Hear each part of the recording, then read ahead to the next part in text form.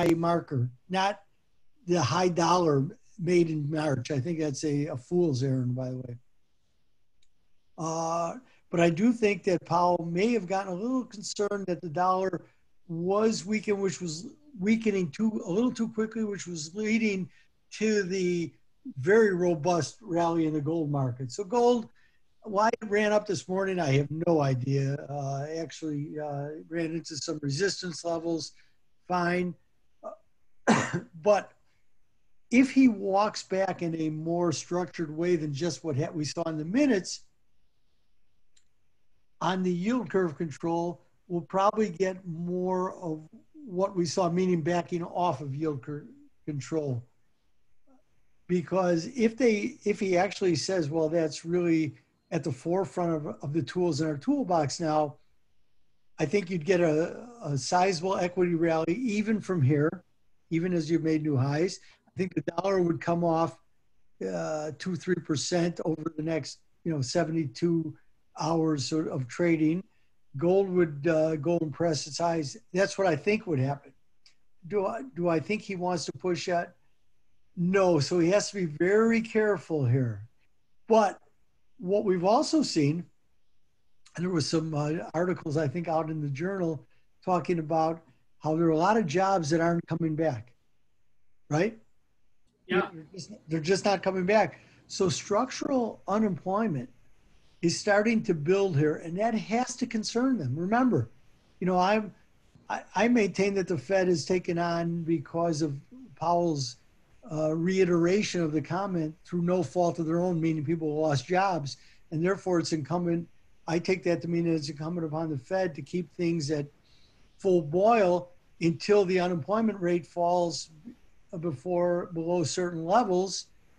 And that means that certainly with all the discussion going on today, that Hispanic and Blacks and those who really were benefiting from the employment situation prior to the onset of COVID and who've been so disproportionately hurt, that they're going to stay here on the side of ease for far longer. But does that mean that they have to do yield curve control? I think that's the main theme of what we're going to hear.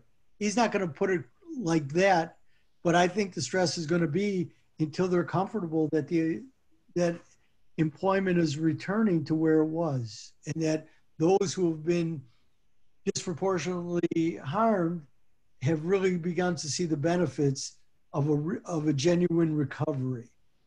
Those are the key themes that I'm going to be looking for. The inflation mantra, well, he may lay out in order to get that done, meaning the jobs end of it, that, what some people like Kashkari and even Kaplan from Dallas and Rosenberg, people who are not necessarily dovish have talked about, maybe we'll let this inflation, we can see it run hotter for longer, which all that means is that the preeminent barometer is employment.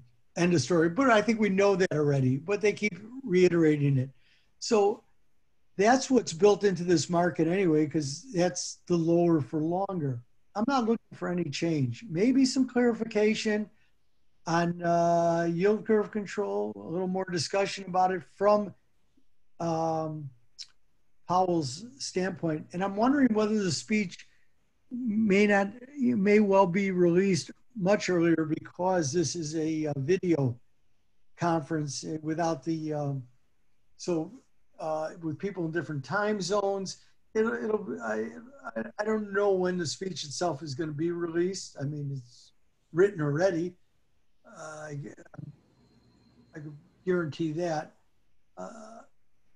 That's what we're going to be looking for. Right now, look at the interest rate moves. We've been, every day of my life is Groundhog Day. The interest rates seem to have Groundhog weeks anyway, where it just recapitulates that which it did last week.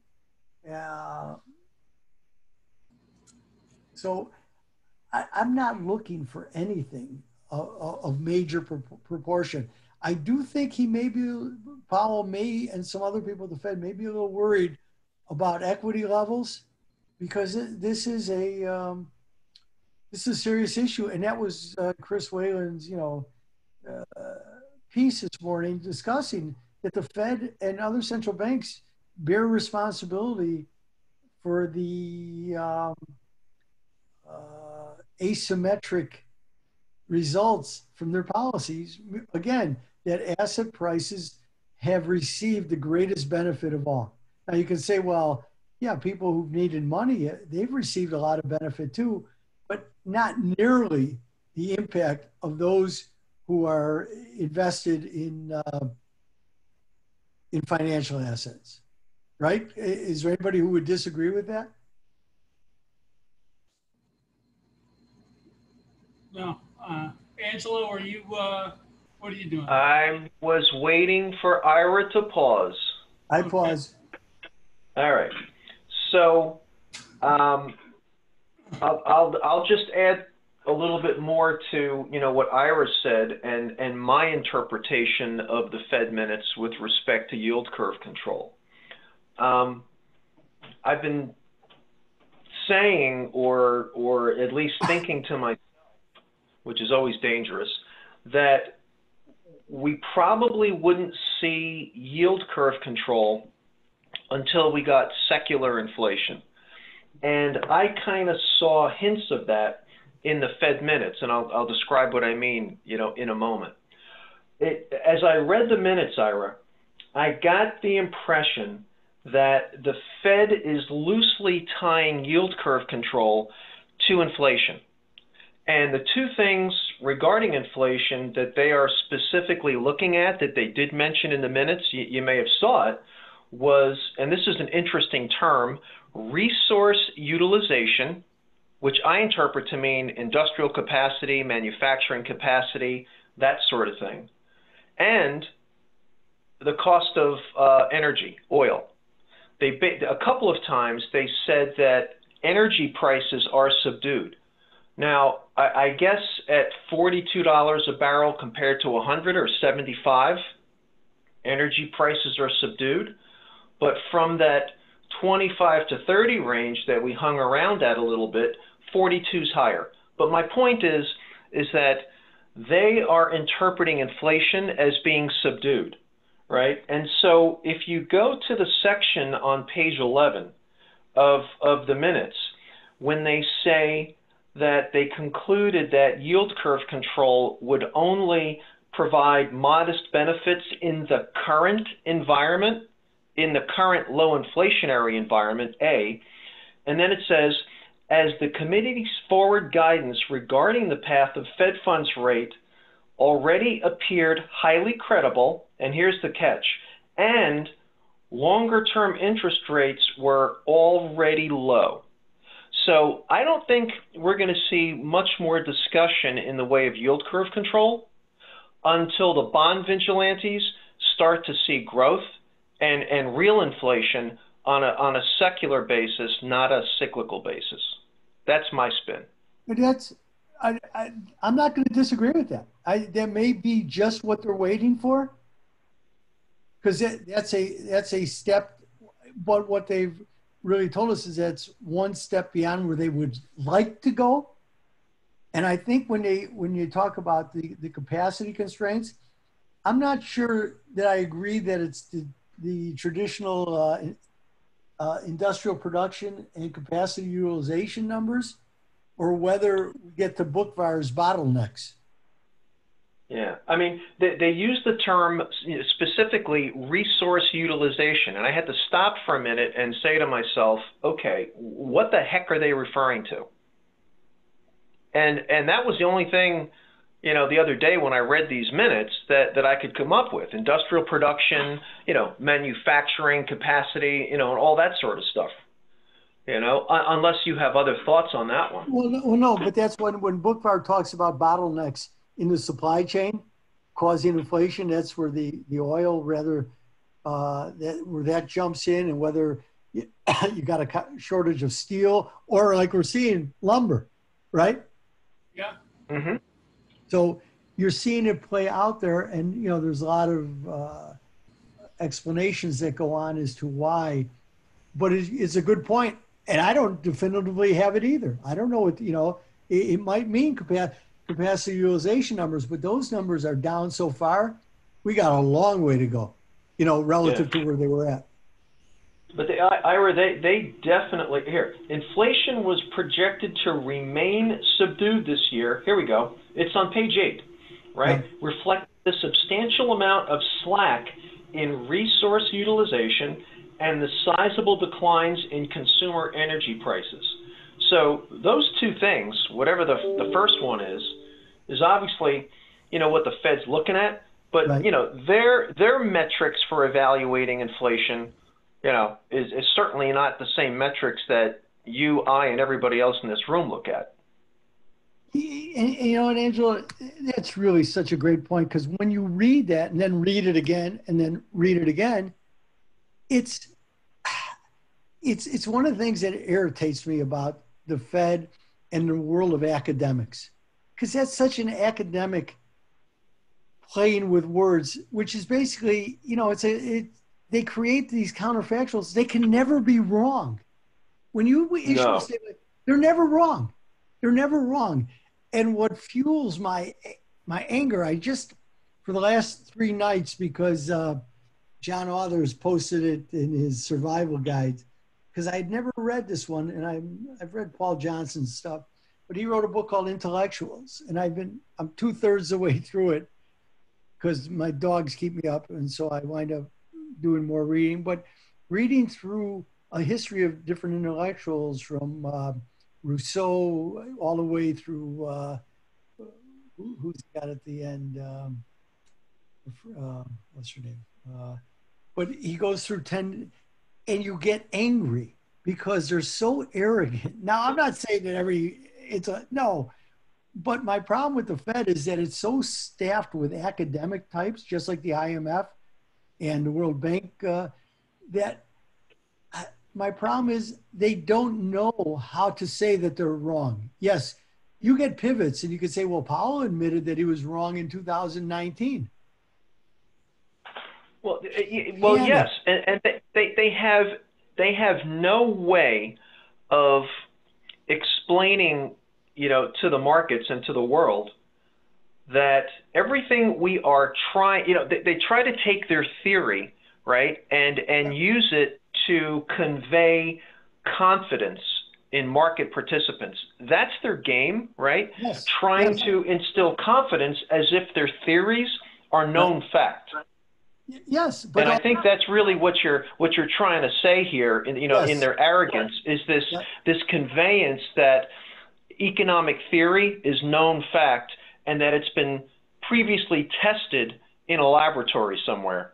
Exactly, and their models are without flaws. But you and I don't know the assumptions that are built into their models that wind up being phenomenally flawed. And the bets, and this is my issue for 40 years, the bets that they make are so big that they can't walk them back. It's like with Draghi and the balance sheet at the ECB. You can't leave. It's too big. It's so big you can't leave. And the bets are astronomical, and it's only theory. These are not facts. Nope. But nope. That's the thing. Yeah, that's the mainstream financial media. They present them as such confidence that it's a confidence game. As if it's been approved by the FDA or something. And even that comes with political risk at times, as we learn, right? Yeah. Ira, I think you read Barron's, right? Nope, not anymore. Not anymore? That was one of my cover-to-cover reads. I gave it up. But I will say this. I'm back reading the FT. I just can't. You know what? The Wall Street Journal just does not cover the world for me with the eyeball that I need. So I signed on. Well, there was an interesting piece in Barron's this weekend. On the foreign currencies? No. I read that one. Klein. I forget his name. Klein. It was about the Fed, and the Fed. that the Fed should implement monetary policy with, you ready? Yeah. With a social justice tilt in mind. Oh, God. Okay. And all right, but it was kind of interesting in the sense that the Fed should, he basically said that the Fed should let the markets, have their little tantrums here and there, just to let the markets test it out and see, how things would work if the Fed focused monetary policy in a way whereby it could benefit minority groups and that sort of thing. And I said to myself, well, as I'm reading it, I'm thinking, well, what could the Fed do to help promote economic zones and things like that? And it would seem to me that the only way they could pull something like that off is they would have to tell their member banks, hey, we'll buy the loans from you, A, and or B, if you want to keep them on your books, we will reduce the reserve requirements that you need to maintain, in order to, issue loans like that.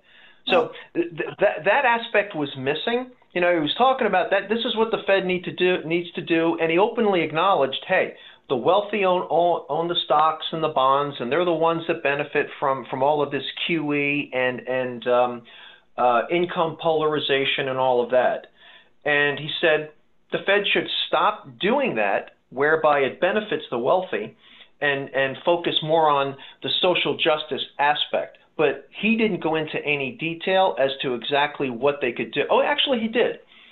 The municipal lending facility, yes, and the Main Street liquidity facility.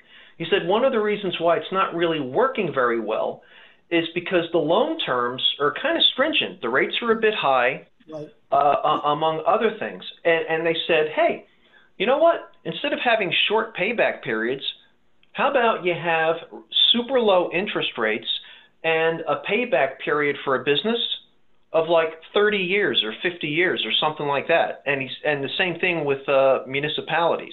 He said, I'll bet you municipal treasurers, if you gave them a zero interest rate with a 50-year payback period and no principal payments for the first 40, he said, you'll probably get a lot of municipalities take you up on it. But right now, those aren't the terms and the rates are high.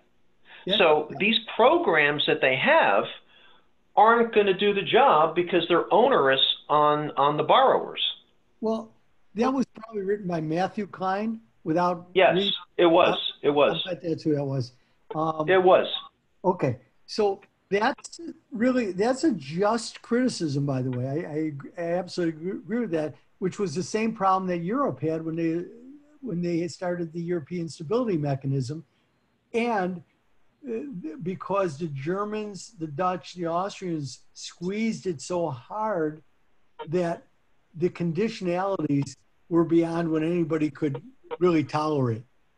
It's the same with the discount window in the United States in 2007 and 2008 and 2009. Why nobody went there? Because if you were seen being there, there was going to be a run on you. Yeah, the right? stigma. Yeah, there was definitely a stigma there.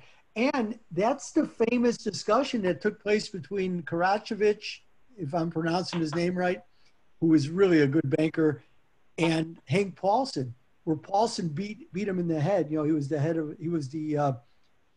chair CEO of Wells Fargo, and he didn't want money from the Fed. And there was the flip side, which is where Paulson said, you better take it, because they didn't want one being left out. Everybody had to take the funds, and Karachevich was really angry. He said, we don't need it, but they had to take it anyway. So yeah. And I think that was partly to help Citibank too. It was. And others who, what would have been seen as the really weak links there, maybe even Goldman at the time. So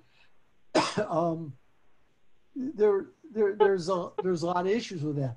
But again, yeah, he wants his Fed being a social justice agency so everybody gets an equal benefit. But then you better go back and redo the entire Federal Reserve Act, which we might wind up getting done here, by the way, depending upon how the chips fall in this election. But look, you have academics, and you saw it with Bernanke. Bernanke should have stayed the course instead of giving into the taper tantrum. We would have seen a much different play out of this. And now you can applaud Powell for pivoting in January of 2019, but he was correcting his own flaw, which was that he proceeded, as Druckenmiller said, a double shotgun approach. Of tightening and shrinking the balance sheet. Had he done one or the other, which I have to say honestly, I'd written and was on Santelli in July of 2018 discussing, do one or the other and find out how this works. But it's not the way they operate. And then they panic. Again, they don't respect markets, they fear markets. And markets are to be respected for signaling mechanisms. That's the way capitalism works. But if you only fear it when the market throws a tantrum, you run the other way rather than seeing it through. And that's I think a bad flaw in the Fed model. And I will lay that at the feet of academia.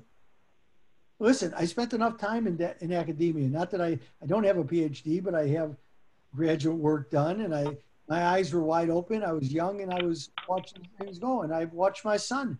The world of academia is not what people think that it is. There's a lot of backstabbing and conflict. And again, Angelo, as you so beautifully say, it's theory. It's not fact. There are very few proven economic facts. There's a lot of theories with high probability outcomes, but that doesn't make them facts.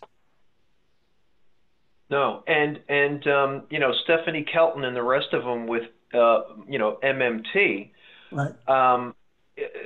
She put out a tweet, saying, "See, we have more debt and interest rates are low," and people started jumping all over her about, why don't you first preface it by saying, well, the Fed's buying all the bonds and keeping rates a bit lower than they might otherwise be, et cetera, et cetera.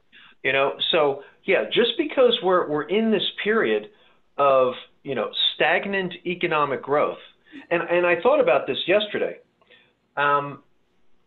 Gary Schilling, he's basically been like, we've pretty much averaged maybe slightly less than 2% growth since the great financial crisis.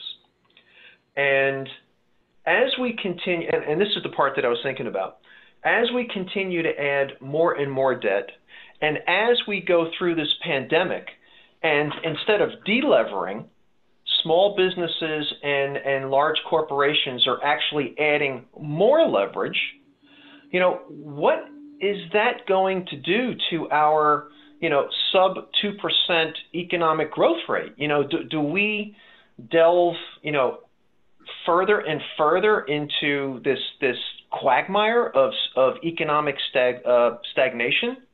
Yeah, well, it's not looking pretty. That's Lacey Hunt's argument. The more, and believe me, as being very steeped in the Austrian school, and taking several pieces of it in my overall analysis of the global system at any time, there's a lot to be said about that, and he's right about that. The more debt you load on, the more you stifle growth going forward.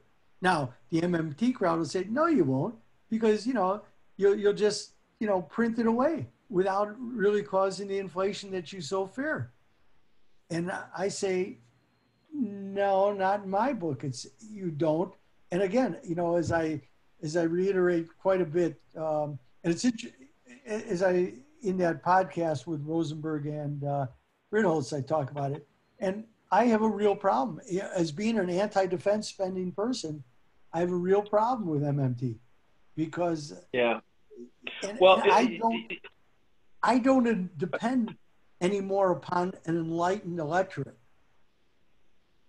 All I see is an electorate steeped in factions of self-interest. I sound like the writers of the Federalist Papers, but that's what I see. That's what I see. That's what we're saddled with. And I know for that reason that's why you kind of like the existence of the Fed. But I was thinking about that as well, and I have no idea if this is right or wrong. I think it's probably more right than wrong. But if we didn't have the Fed and we just had the Treasury issuing its money to pay its bills as it sees fit, then we'd have I think we'd have a much cleaner bond market. I think we'd have a much cleaner stock market. In other words, our market signals would be much more pure because they wouldn't be manipulated by the Fed, this third party. So, Fed funds or whatever overnight lending rate you want to call it, okay, would probably be a better reflection of what overnight lending rates should be between financial institutions. And maybe precious metals and commodity prices would more properly reflect, what's going on with the printing of money by the Treasury to pay its bills. Yeah. So I just thought, not that the Fed's ever going to go away. I mean, I don't see it going away anytime soon. But if it did not exist, I think we'd have much cleaner markets that would more properly reflect the economics of what the Treasury's doing. Listen, I think there's a lot to be said about that. And, it reminds you go right to where, that piece that was in Bloomberg 2 weeks ago with Lacey Hunt, in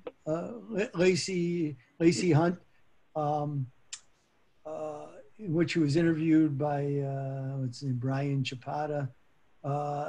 And he has this line in there. The great risk is that we become dissatisfied with the way things are, and either de jure or de facto, the Federal Reserve's liability are made legal tender.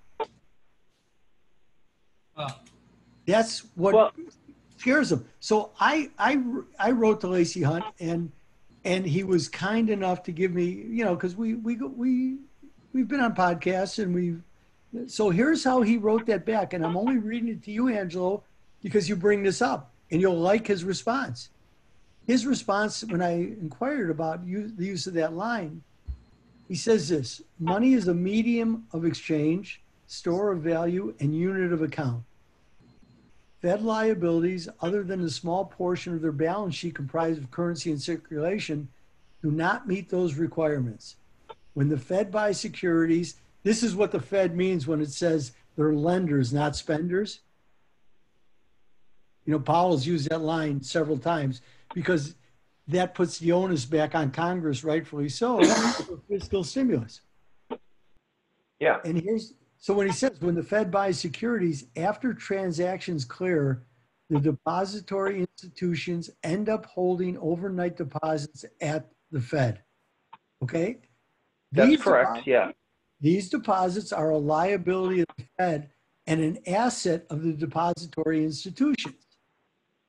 These assets can be used by the bankers to provide credit, but they do not enter the spending stream. The lending decision is a complex matter and entirely out of the Fed's reach. Thus, the Fed's mechanics are controlled by two equations, M2 equals MB times M and GDP, which is interesting because that's what Chris Whalen picks up today, equals M2 times velocity, the classic monetarist school equation. The Fed does not control money supply, does not control the multiplier, the money multiplier. No, it does not. They'll control the wage, the monetary base, but not the velocity of money. Right, where it goes. Neither does the Fed control the velocity of money. The Fed acts permit the Fed to lend but not spend. I'll bore you, but I'll continue one step farther. This is it. If the Fed's liabilities were to be made legal tender, they would become a medium of exchange. These two equations would be voided. If either de jure or de facto, the Fed could pay for the bills of the government. It would become the central bank of a banana republic. I feel that if they ultimately wish to do this, the Federal Reserve Acts should be rewritten as we're supposed to be a nation of laws. My concern is that in a crisis down the road, they might find a way to do this without legal authority. This is what he worries about. For example, the Federal Reserve Acts does not allow Fed purchases of corporate or municipal security, but they use the exigent circumstances provision of a law in a way never used or intended to be used to override. That's where we got to, which is when the gold really took off, by the way. When the Fed allocates credit, they thwart creative destruction and moral hazard, two of the mainstays of free market economics. If their liabilities were to become legal tender, medium exchange, hyperinflation would occur. Gresham's law would take over, and virtually everyone in society would become miserable. That, I think, answers everything you just said. Except for one part. I mean, he's correct in saying the Fed can't spend the money. No, but the Treasury does. Right. Okay, and you know, obviously you can't force the electorate to go out and buy a new car and get a 4-year or 5-year or 10-year car loan. All right, but the flip side of that is that the Treasury can issue the paper. You know, the Fed ends up buying it from the member banks, and then the Treasury cuts checks to pay Social Security so that the retired person can go to the grocery store, pay medication, right, et cetera, pay defense contractors, whatever, Medicare benefits, which ends up in the pockets of doctors and hospitals. So, you know, all the part that I disagree with is that the Fed can't spend the money. No, but you know, they're sort of like the third arm of the federal government. They're providing the federal government with the means to spend whatever's been issued in the form of debt. Yeah, but it gets to the classic, case of if borrowers aren't willing to borrow, it doesn't matter because again, there's no velocity to the money, and that's his point. Yes. I agree with that. I definitely get that. For sure. Sure. But when you have, but you see, the lack of the velocity of money is the direct result of a stagnant economy. There's and indirectly globalization, right? Because a lot of our manufacturing and everything else, as a result, was transferred from Europe and the United States to China, so on and so forth. When some of that starts to come back or goes elsewhere, I don't know, but nobody's going to go build a new manufacturing plant when they still have plenty of capacity. That's just common sense, et cetera, et cetera. So until we get out of a global funk, a stagnation in global growth, corporations and individuals, and are just not going to, spend money, especially now. People are more afraid. And then that just takes us back to Richard Koo, right? And the balance sheet recession. People are afraid. They're going to want to pay down debt, or save more, and then that just continues to feed this stagnation that we're in, this growth stagnation that we're in. So I don't see the velocity of money coming into play until somewhere down the road when we start to see real global organic growth. Well, but here's where Dr. Hunt and I had a long conversation on the day we did that podcast for FRA. And when you keep bringing forward demand, which is really what you're talking about, and which is he's talking about, Yes, yes.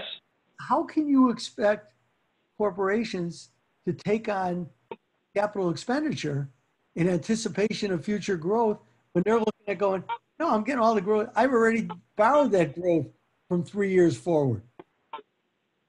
Yeah, I keep wondering, Ira, the concept of pulling demand forward.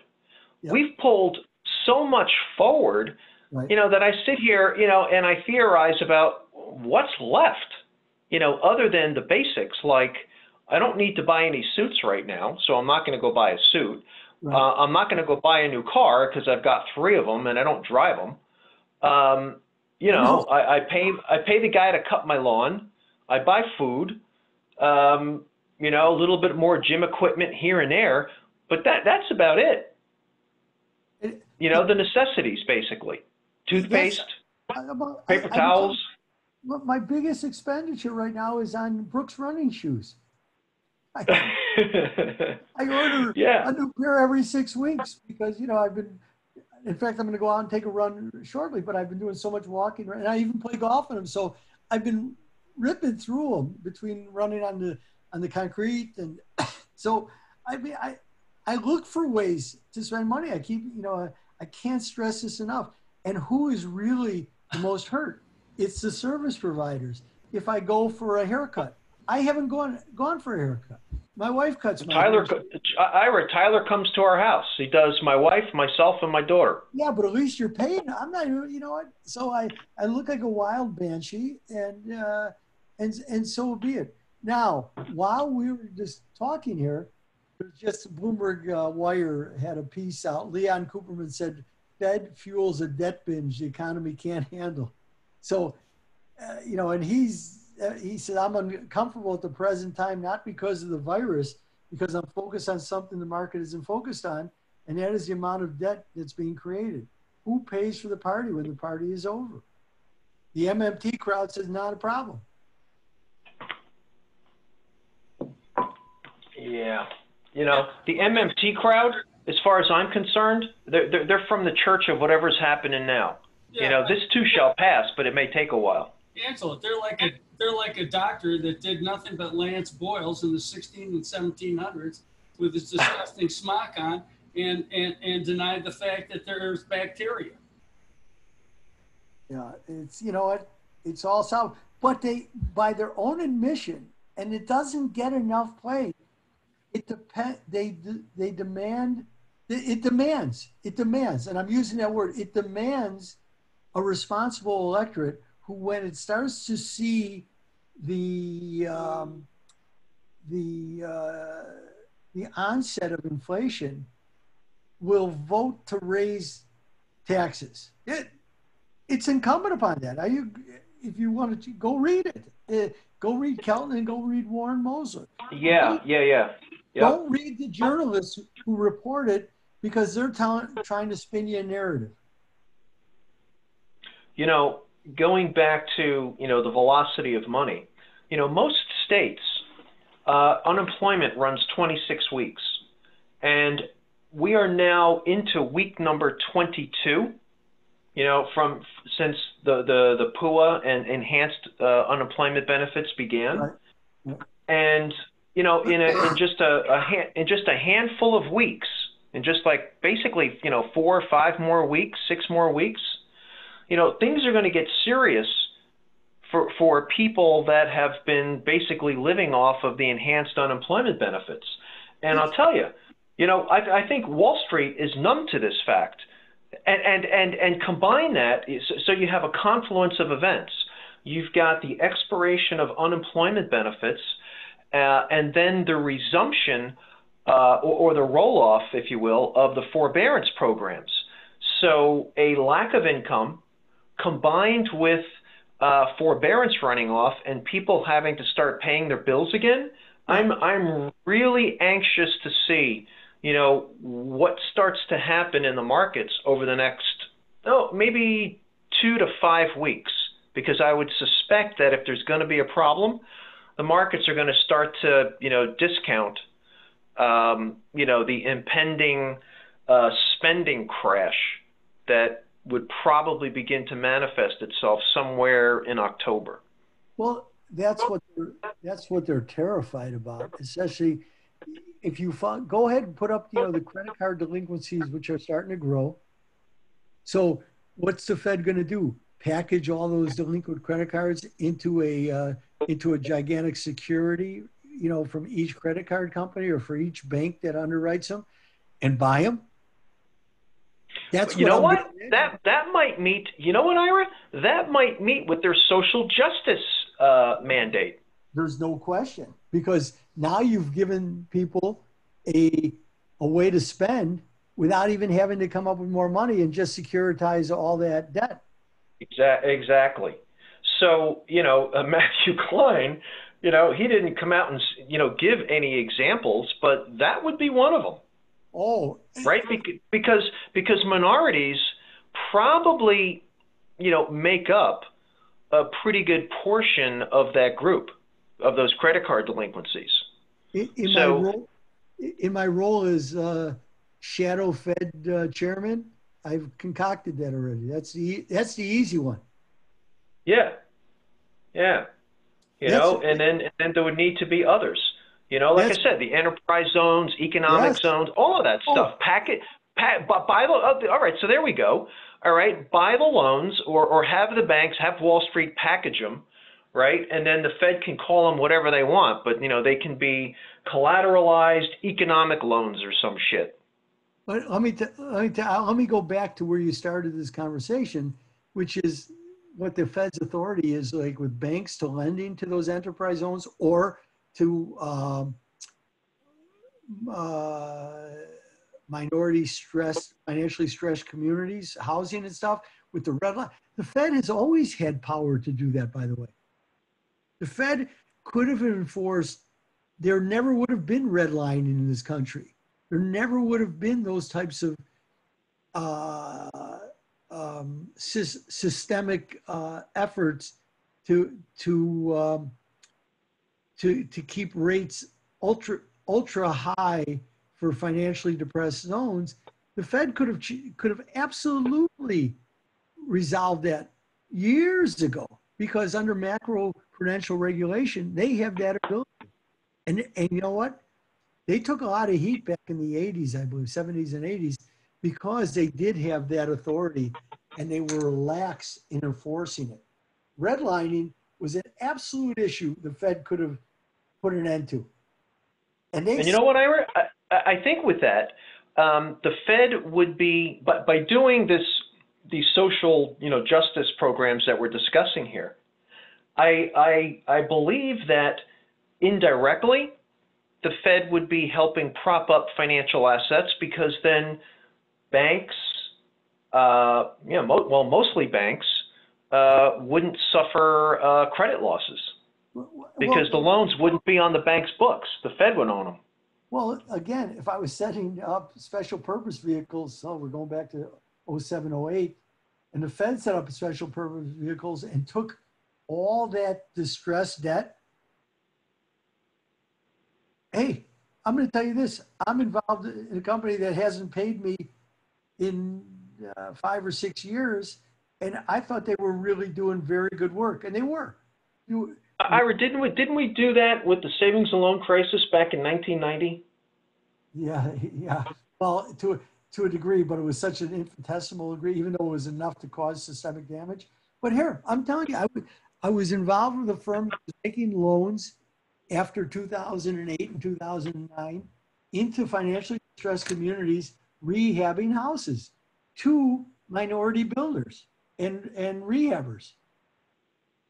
It ran into trouble, but nobody would lend them money. Nobody. And believe me, these were not exorbitant rates, because I wouldn't have anything to do with that. But it still ran into trouble, and we're trying to work our way out of it now. And I'm talking about the Englewood community, even farther south, Gresham. Yeah, these are, but they were really doing good things, but they ran into some hardships. Right now, I think, those are actually coming back. Those markets are actually holding up better than you would think. So we still may get out of it, but I haven't gotten paid whatsoever because they've all gone into arrears. But I thought it was a very worthwhile project to do. I still think it's a worthwhile project to do. Yeah, it makes total sense to me. And if for whatever reason, the markets, have some sort of a tantrum, Matthew Klein's response to that was, so fine, let the Fed find out where the support is in the markets. But in the meantime, you're implementing that social justice campaign that we're discussing. I don't think, personally, I wouldn't have a problem with it. I have no problem with it. Well, you know what? If you were in power minority enterprise zones like that, it's been long overdue now. Because the state direct.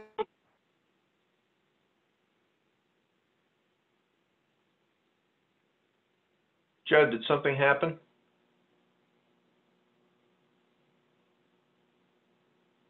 Judd?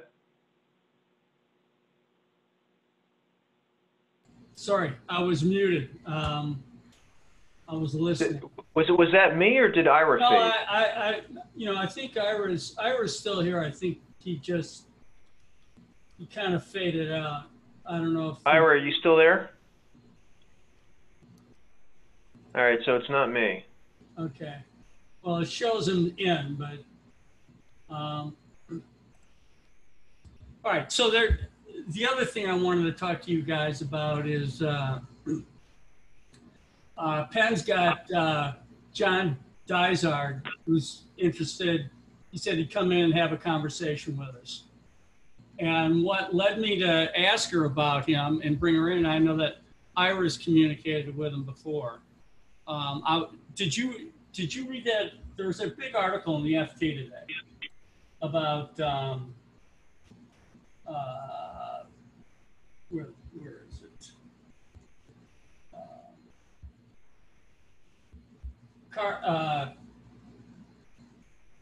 The carbon trade, Angelo. Have you been following any of that? EU carbon A little bit. credits? A little bit. Okay. A little bit. So, what piqued my curiosity with that last night was that, the people that are involved in it, which is, it's Citadel, it's all the big hedge funds, right? Yes, they are. Yep. And that they're making huge money. So I just didn't quite understand how the market making and the transfer of credits work, whether that was just some, deal where these guys were making markets like they used to make FX markets back in the 70s, 4 miles wide, and then they trade them. Or is there some place that's centralized that these guys actually do this trading? I think I don't know a lot of detail, but I think they're still working on a centralized location.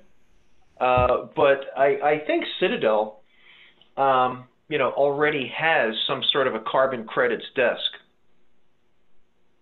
Yeah, well, they all do. But the problem is, what I want to know is, that's why I was asking, Penn to have Ira and you guys and Dysart come in and have a conversation about it, because I'd like to learn more about it.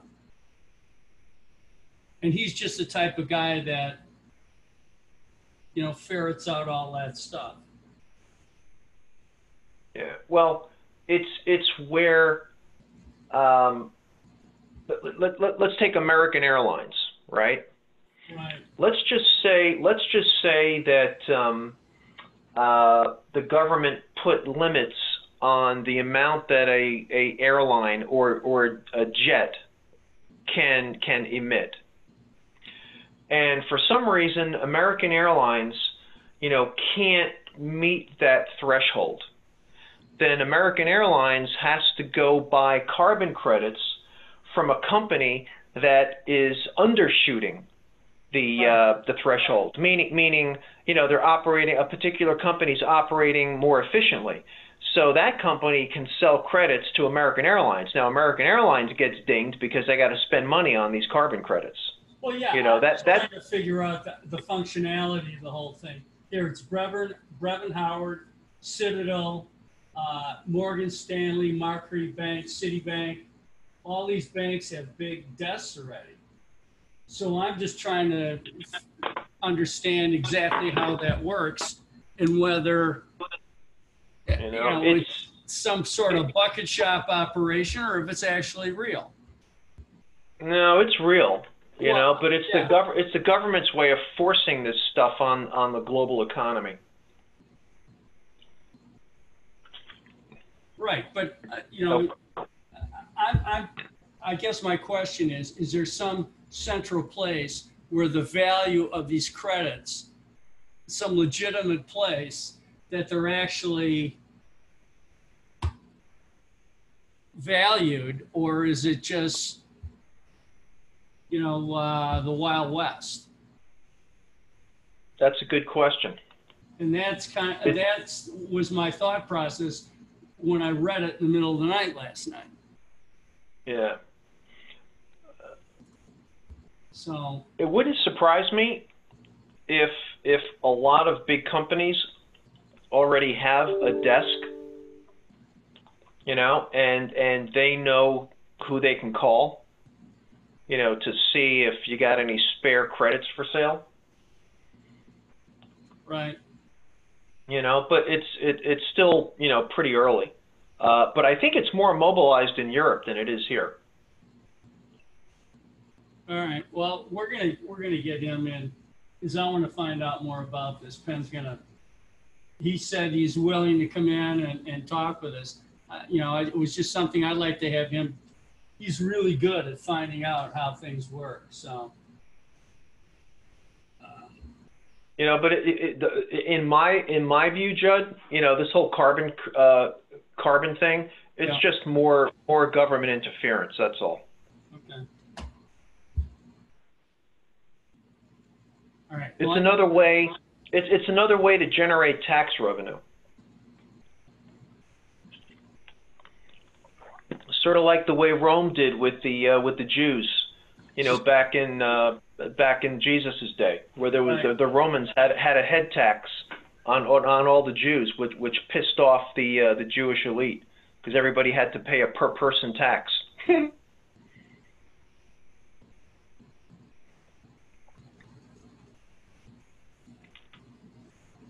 All right, I'm going to stop. I was recording that conversation. I'm going to stop recording right now.